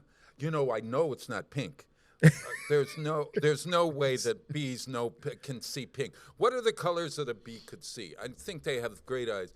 I'm going to say that red roses for a blue bee, a little bee would be wonderful. I'm going to say red. Peter? I was thinking like a yellow or orange, like a marigold or something like that. Isn't this interesting? You're all going to the same palette. Yeah. What is it? Fuchsia? No. And I have to tell you, burnt orange. What I'm about to tell you is not scientific. It's what I've observed because I like gardens. I'm always This is only because you've seen bees going to this flower in your garden or the color in your garden? No, it's not just my gardens. Everywhere I go, I see it. And I've talked to people who grow this color specifically for bees. Oh. And it's not one of the colors you've mentioned. All right. Oh, not even close. It's the opposite of the spectrum of that. It's the color blue. Blue. Really? Think of lavender. Wow. Blues and purples. Blues and purples. All right. And there's not a lot of it in nature. No, that's where you'll find the bees. They also like yellow. They do. But and there's different kind of bees, so I'm not sure they don't have different things. But if you plant blue, they will come. It's just like the Covent Garden movie. Wow. You know, we have honeybees on campus, right? You know that, right? I hope so. Yeah, No, do you no. have a farm? Our Nate Sperry. horticulture, Nate Sperry, maintains a couple of hives, and he is well, I think he's on the board of directors of the Western Mass Beekeepers Association. Well, which brings us right to we have an evening with the don't we? Yes, we are going to be having an evening with that association, a presenter from the beekeepers, and they're going to talk about everything to do with bees, and we'll have some bee-related food, and hopefully a crowd learning about why the bees are important. Oh, love it. I posted related to it. Yeah. How do people find out about when that is and what's happening? Sure. I'll always go to www.westfieldonweekends.com, and you will find everything there is to know about WOW and how to come down to the center. We have a lot of exciting things going on this year in 2023 as we start this season, our 20th anniversary season. Do you believe that? Congratulations 20 to 2 years. Who would have ever believed? Wow. Hey, Kath, give us what's your favorite of all the things that you've planned this year that we've worked together on? You mean that's coming or that we've had? No, that's coming. Probably that's coming. I'm pretty excited about the Smithsonian displays. We have 3 of them. The first is the bees. The second is going to be about the African American Museum in Washington, paired with either how to travel to Washington to see it or an actual trip that we'll be planning.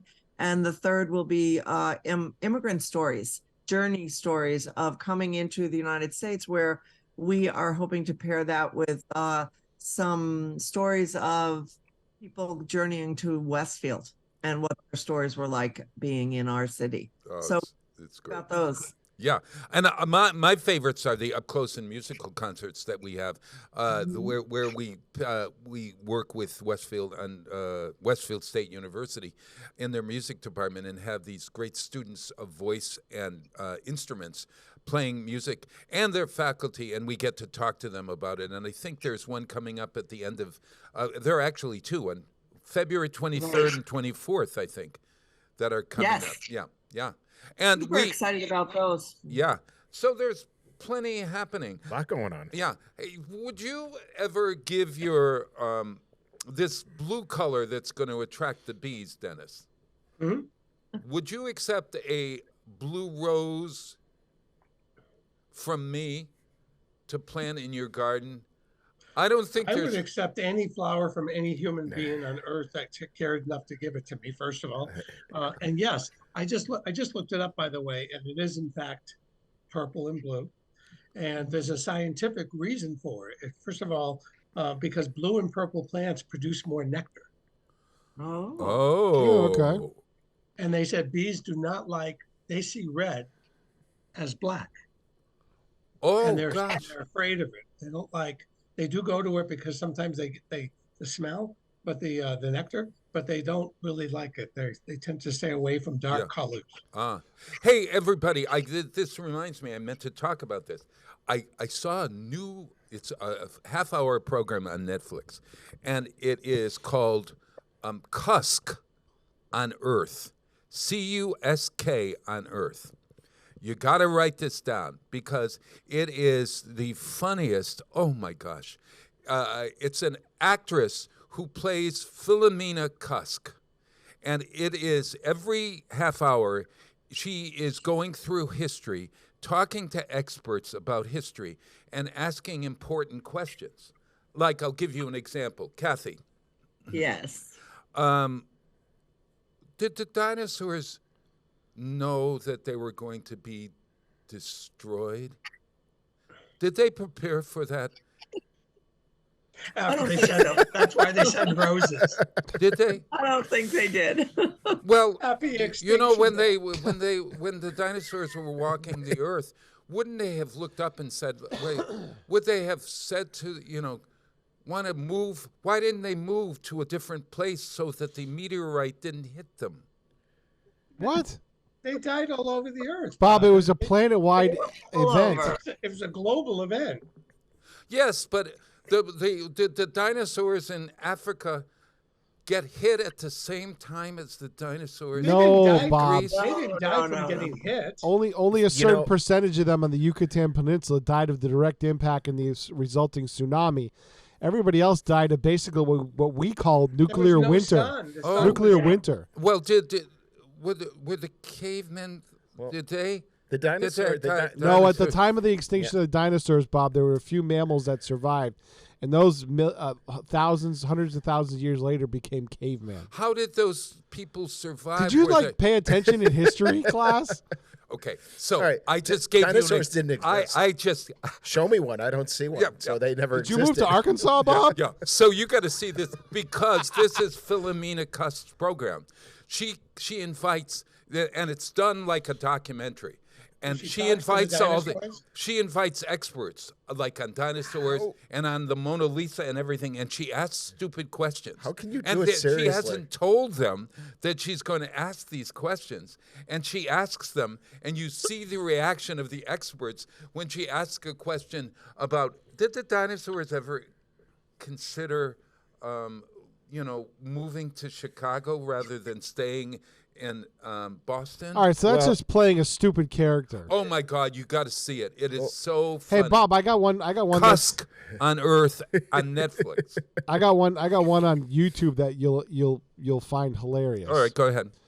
A former fetish model in Las Vegas. The name of the channel is Wonder Hussy, but she goes around exploring Las Vegas and Nevada and the desert and stuff. And she's so wildly entertaining. She doesn't do. I don't think she does fetish modeling. She's just a YouTuber now. Wait a minute. But first, the idea of fetish modeling. What is she doing? Showing her toes? What the heck is that? What does that have to do? Hey, with? Bob, she's making money, and she's. I don't think she's the most beautiful woman I've ever seen. I don't know. But Bob, now she produces YouTube videos. Yeah. And she is incredibly, incredibly funny. Like. Just watching her explore an old mine in Nevada is just absolutely hilarious. It's like I just stumbled across it. Yes. And I can't stop watching it. Wonder Hussy. I'm going to have to call Sam Smith and Kim Petras to do a song called Wonder Hussy. Oh no, she has her own. Somebody wrote her a song, Bob. She's trademarked Wonder Hussy. Oh my God. Weren't we just talking about this is unholy? It is so funny. Oh no, she's funny. Oh, all right. Okay, not fun. Okay. And then the other one I catch up a lot is a guy. It's a 747 pilot. Right. His channel's 74 Gear, and he does some really cool breakdowns of stupid things in aviation. Oh, all right. And he's also his delivery. It's more about his storytelling ability than what he's covering. Very, very similar to Tusk on Earth. Yeah, on Netflix. Exactly. Yeah, very, absolutely. Very Yep. Hey everybody, let's take a break. I'm going to play this. This album won an award at the Grammys. Taj Mahal. How does Taj Mahal fit into our? He's from Springfield. He is from Springfield. Absolutely. And his album he was from Springfield. Well, he grew up. Yeah, he grew up. He grew up in Springfield. Yep. Oh, yeah. But he's no longer from Springfield, but he's still alive because okay. So he's got an album of old. He's got an album that just came out. I hope he's alive. Yeah. That would be unholy. Oh, my God. Oh, God. Another reference. Oh, God. Get On Board is a collection of old standards by Taj Mahal and Ry Cooder. And they make covers of many artists across the blues and folk spectrum, most popularly by Creedence Clearwater Revival. This is from our Wisconsin music director. Here's Taj Mahal and Ry Cooder performing the Midnight Special. This is from a Grammy Award-winning album. Though the Grandmothers of America have awarded this their top prize. It's called the Midnight Special. Shine a light on me. Let the midnight special shine a heavy loving light on me. Yonder comes this Rosie. How in the world do you know? I only know about her apron and the dress she wore, umbrella on her shoulder. piece of paper in her hand. Well, she gonna see the governor. She wants to leave some man, let the midnight special shine a light on me. Let the midnight special shine the ever-loving light on me. Get on.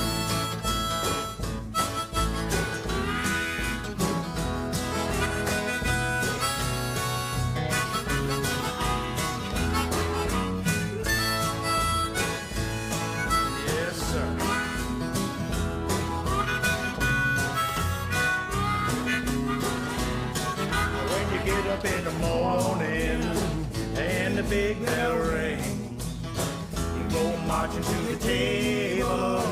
Well, it's the same old thing, gold bolts on the table and nothing in the pan. If you say the thing about it, you there's trouble with the man. Let the midnight special shine a light on me. Let the midnight special shine an ever-loving light on me. Let's go.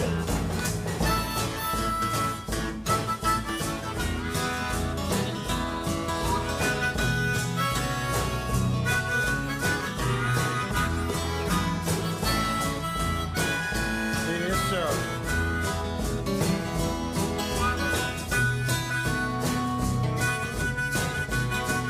If you ever go to Houston, well, you better walk right. Better not squabble, and you better not fight. That cop will arrest you, and sure take you down. They can fetch you by them dollars. You jailhouse bound. Let the midnight special shine a light on me. Let the midnight special shine an ever-loving light on me.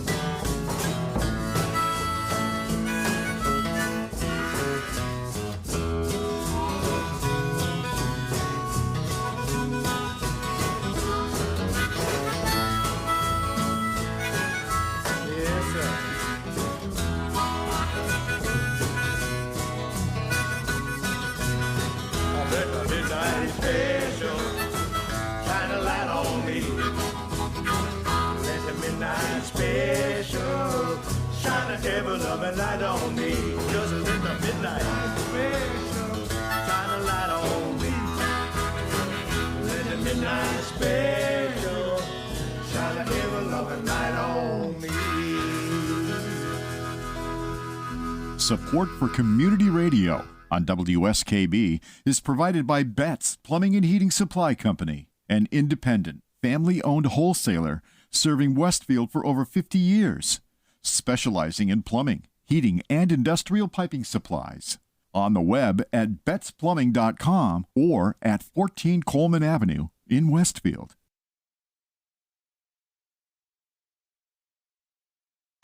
Saturdays were made for polka. Tune in to the Polka Jammer Network starting at 6 a.m. and Polka Hall of Famer Billy Bellina, Breakfast at BB at 8:30. Community Radio. 89.5 WSKB.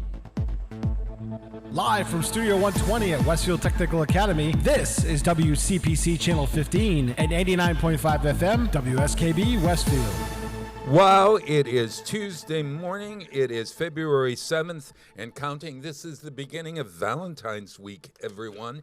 It is also... Do I have to play the Peter Griffin sound drop again? Oh, Yeah. Yeah. Yeah, there you go. Yeah, there. He's got it now. All right. No, please don't. Yes. All right, so get this. No, wait a minute. I'll do one better. Oh. We're out of here. Love it. Today is it's Love a Mensch. No, it's Love a Mensch Week. It's also National Marriage Week, USA, and it is also Send a Card to Somebody Week. Or wait a minute, it's that today. Send a card to a friend day. It's also Pay My Bills week. So you're gonna pay my bills this week. It's also Risk Awareness Week, which to me is kind of strange. It's ironic that it's National Marriage Week. It's also Risk Awareness Week. Is So that a double-edged sword, Bob? Yes. So I wonder. Before we get into all of this, yes, I need to Let's unpack some of that. I need to turn to my panel over here, and that last song we just played. All right, me and Bob were talking about it, and he said that would you score that well on making the list? I said, can I put a negative number on that? You'd upset Harry Rock. That's one of his favorite songs to play. Oh, it is a great song. Really? That version of it is absolutely horrid. I'm sorry. It's horrid. Kathy, please help us. Anybody? Did you like that? It wasn't my favorite, but I'm very eclectic with music, so sometimes I'm good, sometimes I'm not. Give it a score from 1 to 10. What is? We'll play it. This is making the list, everybody, where you rate a song. Okay. And this is no way if you're giving what are you giving it? I'm giving it a 0 because it was. We were talking about it, and to me, the voices did not go well together, and the music just seemed to be a little bit off. Mm-hmm. Kathy? And I'm a big fan of the original, so. I'm living here right now with a music industry woman. Her job is the music industry. Oh, that's right. Your daughter is a music. She's sitting there? Yes. Well, she's doing yoga, so she will not appear on the screen. But okay. Gotcha. We say I'm going to have to go with a 1. A 1? Dennis. The man's from Springfield. He won a Grammy. Yeah, but he won a Grammy for what? That album. It was the album it's on. It's called Get On Board, and it won for the best blues album of the year. But I gotta tell you, that wasn't the only Grammy that Taj Mahal's ever won. And No. You're right. Well, he won a Grammy for a soundtrack for a movie. Mm-hmm. Yes. Wonderful movie. Far Sounder, superior I think. to that song. Sounder. Yeah. Yeah, for the movie Sounder with Paul Winfield. I agree with the Rick. That was not a great version of any song. Yeah. It seemed like a bad version of a bluegrass song. Yes. Thank you. That's exactly what I said. Yes. It sounded like a group of you just got together around a campfire out in the backyard after you've been drinking all day and thought you could sing. Well, I'm sorry. Fun, but if it was mine and that was representative of my work, I don't think so. No. Well, then we've First just of all, covers shot. don't really make the artist shine anyway. No. Well, the Grandmothers of America are going to have to say something about that. The Grammys Award. Well, it might have been other things on the album. We don't know. That could have been a great album. Right. Could have been. But this is the one that you go to YouTube and you put in this. This comes up first as the song to play, the Midnight Special. Taj Mahal. At any rate, I don't know. Hey, thank you for indulging me on that. Yeah, I just found out how old Taj Mahal is. How old is Taj Mahal? Maybe this is why they gave it to him. He's 392 years old. Because it showed me the building, not the man. The Taj Mahal is yeah. And interesting that he called himself Taj Mahal, and I would have not called myself. If you were going to call yourself after a building, all right. If you're going to change your name and call yourself after a building, or a national site, we'll expand it to national site. What are you going to call yourself? Are we being analyzed again? No, I'm just asking. It's a stupid question. These questions, see, that's where these questions come from. Yeah. Is then, really? Well, he named himself after a famous landmark. So name yourself after a famous landmark. How do you know that wasn't his birth name? I know it's not his birth name. What's his birth name? It's like Jim Scott or something. Honest to God. I really believe it. Look. I'm sure you're right, but I'm just thinking. Look up online what he was called. All right. Yeah. So, Kathy, what are you going to call yourself? If you're, instead of Kathy Bradford, what are you going to call yourself? Wow, so many things have flashed through my head. So, I think I'll go with Montauk Point. Montauk Point. Okay. Yeah, Montauk it's the end of Long Island, beautiful lighthouse. The songs of Montauk Point. All right, this sounds good. Dennis? The Mississippi River. Mississippi River? Yes. Spell your. I'm ever flowing. Oh, you're ever the ever flowing and sounds. And Taj Mahal's real name. Yeah. What is it? Unlike your suggestion, Bob, right, was Henry St. Clair Fredericks. Henry Fredericks. No wonder he changed his name to Henry Taj Mahal. St. Clair. Yeah. And Saint was spelled out. It wasn't St. Henry St. Clair Fredericks. I love it. I love it. Peter, if you were going to name yourself after a landmark, you're going into the music industry. We've got Montauk Point and Mississippi River here. They're going to be doing a song together in a bit. But what would you call yourself? South Shores. South Shores. That's good. Actually, it's kind of a cute name. Yeah. Ricardo. He's a sibling of Dinosaur. Yeah. There you go. I don't know. Come on. Oh, you got to pick up. Jeez, White Mountains. White Mountains. I'm going to be known as Misquamicut.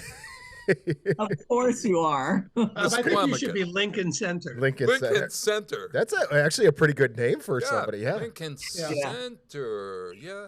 It's a lot better than that new band that was up, like Wet Legs or something. Oh yeah. Listen, they actually. What? Yeah. What an awful name for a band. It just an awful name. Awful. It's not Wet Legs. It's just Wet Leg. Period. Just one wet leg. Ew. Yeah. Oh, yeah. And here she is. Montauk Point appears with wet leg. Well, maybe she only has one leg. I And yet, if it's going to be artistic, they could have at least called it Dewey Appendage. You know? Oh my God! What's that? Denny? Chip, you know what? You just made the list. You just made the list. Oh, here we go. You just made the list. This past week, both of Dennis put me onto a show called "Other Than the Cusk on Earth." Cusk you just on like Earth saying show. that. That's all. Yeah, Cusk on Earth. I watched Surviving Death. It's a really good special on. Isn't that like 1,000 Ways to Die or something like that? No. Paramount used to have that show.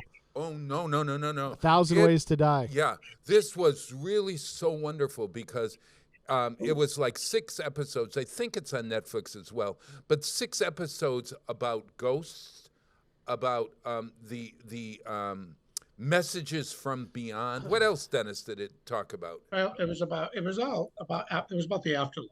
It was about the afterlife, yeah, and the realistic possibility that we do go on, and it was about reincarnation. Right. It was all as much factual information as they could provide about all these issues surrounding the afterlife. Right. And interestingly enough, they didn't take a stand one way or another. They just gave the facts and showed some films of stuff. They presented information. I'm not sure I'd say they gave all facts, because facts have to be they have to be right. That's true. So so they gave the information. We don't know whether these are just theories. Yeah. They're theories. For example, in the reincarnation episode, one of the things it focused on was this 6-year-old boy, who's a beautiful little white kid. And one day he was driving the backseat of his car, and he says to his mother, who's driving the car, "My name is," which was not his name. Yeah. And it was something like Frankie Sedan. Let's just say we'll call him Frankie Sedan. Frankie Watson. Frankie Stein. No, so he kept on talking about this name and this boy who had a family, and he gave his mother's and father's name, and then he would say things like, "I love the park that Mommy always took me to," and she goes, "What park did I take you to?" He says, "Not you, my first mommy." And then they got in touch with at the University of Virginia. They have a research center for this stuff, and she went there. Right. And this guy did all the research, and in fact, there was a boy by that name, a little black boy in Brooklyn, who was murdered. And years before, and the parents' names were absolutely correct. And he got pictures and presented these to the child. The child was now 8. This is 2 years later. And he showed them pictures. First of all, he kept talking about the park. So he took pictures of all these parks, like 7 parks or 8 parks, and he gave them to all the boys. He asked if any of them looked familiar. Immediately, he pointed to the park that he was referring to, and it was correct. He had 8 ladies, 8 women, 8 black women pictures. He pointed to the one that he said was his mother correctly. He did this on 5 or 6 different occasions. His father he picked out. It was amazing. And then there was others in that show. In that episode, yes. Yeah. That's freaky. It was absolutely amazing. Yeah. That's freaky. And then the first episode is about the idea that when we die, our physical bodies die. Right. But there is something that goes to a place, the spirit goes to a place somewhere the spirit lives on, and that the notion that signs from that spirit that can actually say to you that this is from my my grandmother who just died. There was a scene in it. Do you remember the scene, Dan? Where the woman said that my sister loved cardinals. Okay, now we know that when there's that expression, when you see a cardinal, an angel is come. No, somebody is. Well, it's supposed to represent someone in your life who's come back to give you a message. So the woman was on her deathbed, and she said, "I'm going to come back as a cardinal." And believe it or not, there is this picture, this tape of the woman's sister who was having a really difficult time with the death of her sister. And this cardinal appears and won't leave her and actually flies back onto her. I mean, like it, and is allowing her to touch her. I mean, it was, blew me away. Yeah, it was pretty amazing. Yeah. So my medium told me that my dad visits as a blue dragonfly. Oh, that's right. I remember that. And there was it's happened. He came on his I was on the ferry from Dennis's house on my dad's birthday, and she's not talking about Michael. Right up. Yeah. Right up to it, and it came to Kelly and I sitting at our table. Yeah. Well, so I thought I tested Rick. So I said to myself, who's died recently that I want to get a message from? And this is honest to God. So as you all know, my dearest close friend, my college roommate, who's been my friend for a long time, died about a year ago. His name is Chip, okay? And so I started to think. I said to him in my mind, I said, Chip, you've got to make an appearance. You got to tell me something. I want you to come to me in some way. And then I started to think, and then I thought, why don't I say, come to me as a chipmunk? I thought chipmunk. And then I thought, no, maybe chipmunk is too, because his name was Chipmunk, you know. I think we got that. Yeah, I think I got that. Right. And then I thought, maybe it's a bird. All right, I'll tell you what, a cardinal or a bluebird, come to me or whatever. So I was sitting the very next day, at my computer, and a stink bug landed on my finger and wouldn't leave you have those things called stink bugs. I hate to say it, but they appear every so often. And this thing wouldn't leave my hand. It was right on my finger. And I said, now my college roommate was filled with pranks, et cetera, et cetera. And I said, if he was going to appear in my life, it would be a stink bug. So I had this conversation with the stink bug, then I brought it outside and then I let it fly away. It was really kind of fun. So the next day, now I sit in my television room on this particular chair, and I went into the room, and what's sitting on the chair? A stink bug? Yes. Yeah. A chipmunk with a Chippehoy. A stink bug, another stink bug, 2 in 2 days. Okay, now Chip is coming back to me, obviously, as a stink bug. But I haven't seen, and we never see, once in a blue moon I see a stink bug. What would have caused this other than, now I'm... So this is our turn to analyze him. I don't know. Do you think?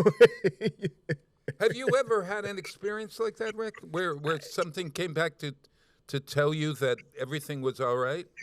I would say yes, but not blatantly. Not blatantly. Yeah.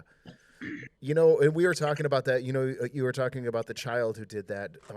I've watched a number of those shows on different things like that, and children are innocent. And as we grow older, we are taught. I think we are taught skepticism. We are taught to things that those things aren't real. Those things aren't real. But kids don't know any difference. So is the fact is that a child has an imaginary friend? Are they really imaginary? Oh, you're right. Or do they actually see? Right. Right. And they wouldn't know enough to be afraid of it. Right. Exactly. Because they don't know. They don't know any difference. Yes.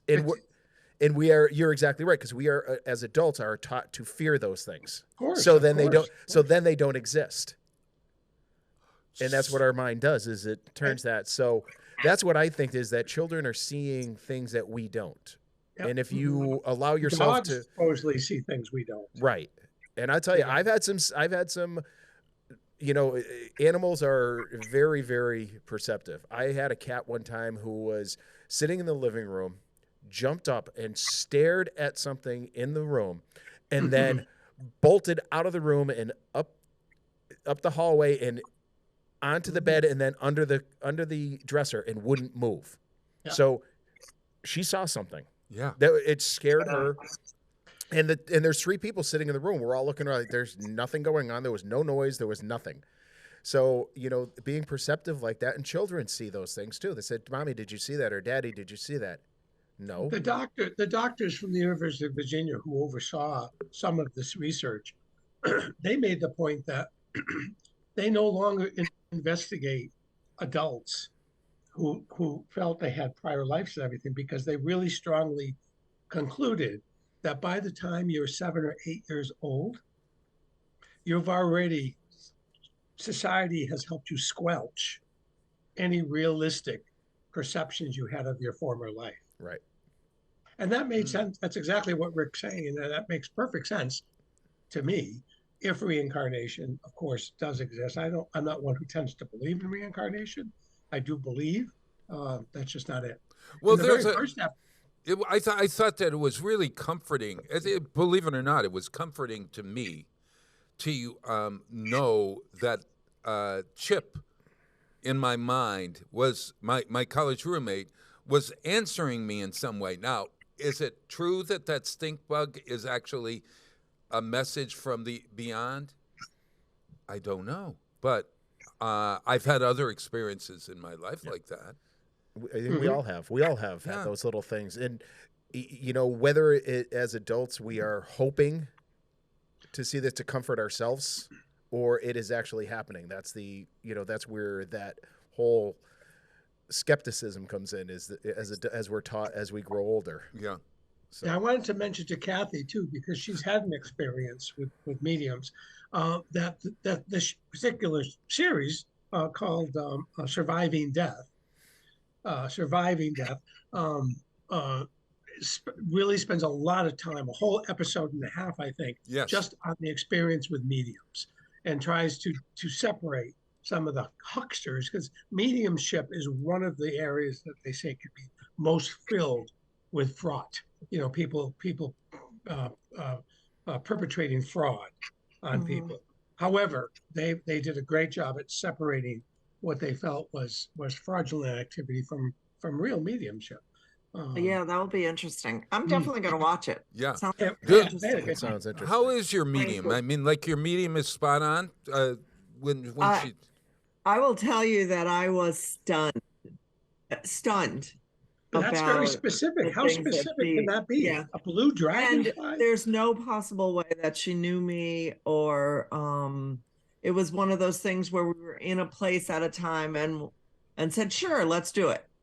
You know what I mean? And so there wasn't time for her to even look on Facebook, which is always my thing of, there's so much out there about people now, so it's easy to do that. But she was very, we had to pick cards, tarot cards, and she read that, and then she allowed anyone who wanted to come out and speak to me to come. Right. Very interestingly, there was a British woman in this series that actually would come through. You saw this seance sort of stuff, and they actually showed it. She was I said, James, did you believe that? And and James that was said, my least convincing part of the entire series. Yeah, very interesting. Her voice would change and all of that. And then I said, well, maybe this person is suffering from dissociative disorder or something. That this is not necessarily a medium so much as somebody who actually has different personalities who live within them, which is something that we call dissociative disorder. I don't know. But it's worth seeing, and it's sort of comforting in its own way, to me. You know? I mean, I can't say that I buy it 100%, but it was pretty accurate. Yeah, like things that really people don't know about me. Yeah. Right. And I was sort of stunned. Yeah. You know, the second time we went, I was less stunned, but that's because it was the second time. So I knew that I was going to expect some things, and I asked different questions the second time. So yeah, this series was. Go ahead, Dan. This series was also very interesting because they presented you with a lot of skeptics, which I thought was a very good thing to do, and it also did not interject religion into their analysis, which I also thought was a smart thing, because a lot of people, which I think is, I'm not making a comment on, I think a lot of people base their feelings about these things on their religious beliefs, which is perfectly legitimate. People should be free to do what they want. Well, what gets you? Yeah, what gets you through the day is important, and if indeed somebody is getting comfort from a medium or a voice from beyond or a stink bug in the hearth or whatever, we've got to accept it as, well, this is sort of real or whatever, right. No. Hey, Montauk Point. Yes. Montauk. Do you like to be known as Montauk or Miss Point? I prefer both names. You prefer both names. Montauk Point. Montauk, would you just let's just give a plug for Westfield Creative Arts Center and WOW. Just do a spiel for us and sure. We have some great things coming up. This month, we have a brand new class. It is our drawing workshop taught by none other than our local high school teacher, Karen West. That is for adolescents and adults, 14 and up. So school break, it'll be something that will be pretty exciting for those to see. We have lots of up close and musical things coming. The particular one that you mentioned on the 23rd is with a world-renowned Mr. Rushton, and he is going to be doing a master class up at the university first, and then do a show that evening. Yeah, it's a classical jazz drummer named, I think, Rudy Royston, or Rustin, as you say. Rustin, and he comes with an accordion and a cello and a bass, and he plays drums. Classical music, interesting. I think it's going to be great. And he's jazz as well. He's well known. Yeah. I think it's going to be really great, and they'll have that workshop. On the 24th, we go back to our very first up close and musical with our students right at the center, and that will be exciting to see them again and be able to ask why they're pursuing their studies in that particular instrument or musical endeavor, and so we're excited about that too. And we've got my favorite things, the art of James Johnson Corwin, and that goes straight through through February 15th. Maybe there's going to be an extension. Be watching the newspaper for that. It's actually it is going to be extended till March 1st. Oh, so hallelujah! Great. If you have not seen that exhibit, I think there's more than 70 paintings in the center, and it's just gorgeous. Yes. And what are the hours? What are the hours, Kath, for the? He is there. Is it Monday, Tuesday, Thursday, Bob? I think it's Monday, Tuesday, Thursday, Friday, Saturday, and Sunday. I may be wrong, but I would He's suggest not on Sunday. He's not not on on Sunday. Sunday. I gotcha. Yeah. And where would you find all, Denny? If you go online to westfieldonweekends.com, you Yep. can read all about all of these things happening and take a course, donate, volunteer. We're looking for committee members for Pumpkin Fest and beyond, et cetera, et cetera. Hey, everybody, it's 8 o'clock. I can't believe we went through another hour and a half. Hey, why don't we play Michael Bublé won an award for his pop album, Don't Get Around Much Anymore. This is from his album Higher. Michael Bublé, and get out there and volunteer, everybody. Kathy Dennis. Kathy's going to Mexico. Adios, mon amigo. Montauk Point, Mississippi. God. It's great to see you. Mi amigo. Say I was gonna goodbye, say, Bob. did he just combine like French and Whatever. Spanish together? Hey, these guys are. I'm We've used got. to it. He does it. He does it all the time. Yeah. Say goodbye, everybody. Bob. See you. Say goodbye, Bob. Bye bye.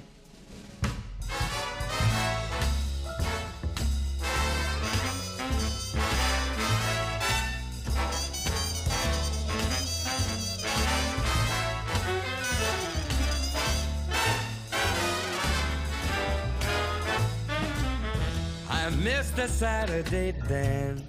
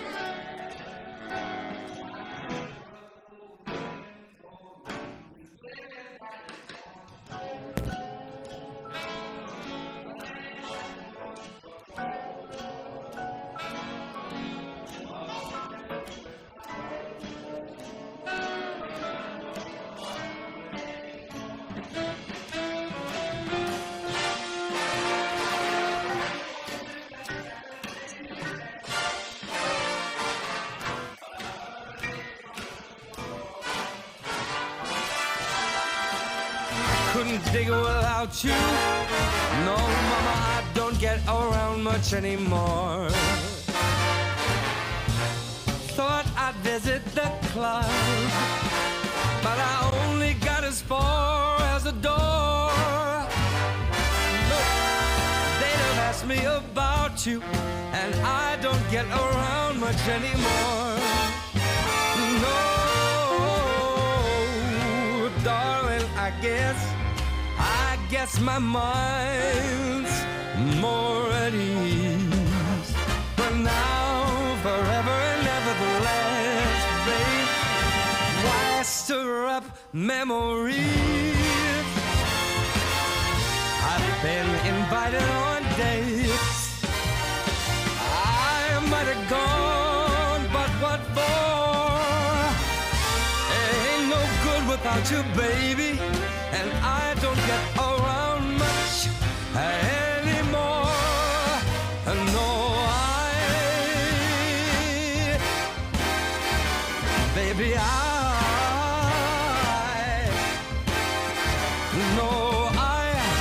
don't get around much